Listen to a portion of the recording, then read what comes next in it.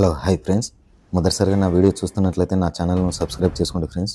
ఇప్పుడు మీరు చూస్తున్న దేవాలయం వచ్చేసి శ్రీ పాలుట్ల రంగనాథ స్వామి దేవాలయం ఫ్రెండ్స్.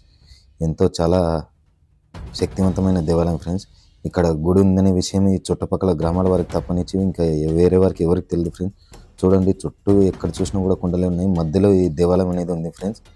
చాలా అద్భుతమైన దేవాలయం ఫ్రెండ్స్. చూడండి, ఎక్కడ చూసినా కూడా చుట్టూ మొత్తం అంతా కొండలే ఉన్నాయి. అలాగే వచ్చేసి పూజారి గారిని అడిగితే ఈ దేవాలయాన్ని వచ్చేసి శ్రీ కృష్ణదేవరాయలు గారు నిర్మించారంట ఫ్రెండ్స్. చూడండి, అప్పటి కాలం నాటి దేవాలయం ఇప్పుడు కూడా చెక్కు చెదరకుండా ఎంత అద్భుతంగా ఉందో చూడండి ఫ్రెండ్స్. అలాగే దేవుడు కూడా చూడండి, మీకు అప్పుడే చూస్తూ ఉంటే ఎలా కనిపిస్తుందో చూడండి.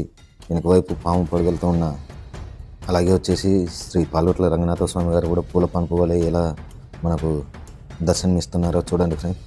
చూసిన వెంటనే నా వీడియో లైక్ చేయండి ఫ్రెండ్స్.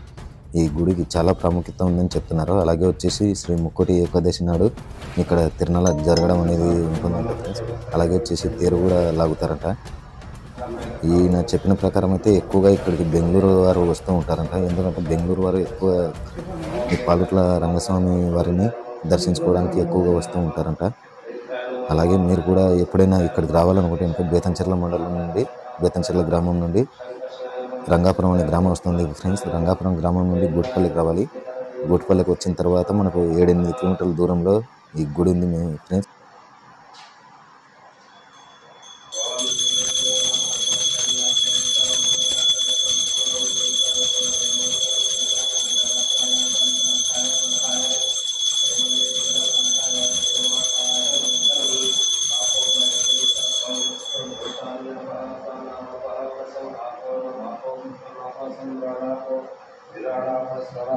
చతుర్విశ్యాపో జ్యోతిర్విశ్యాపో హేజగుశ్యాపో సస్తమాప సర్వదేవతాపో ఓం భవస్సు వరాభో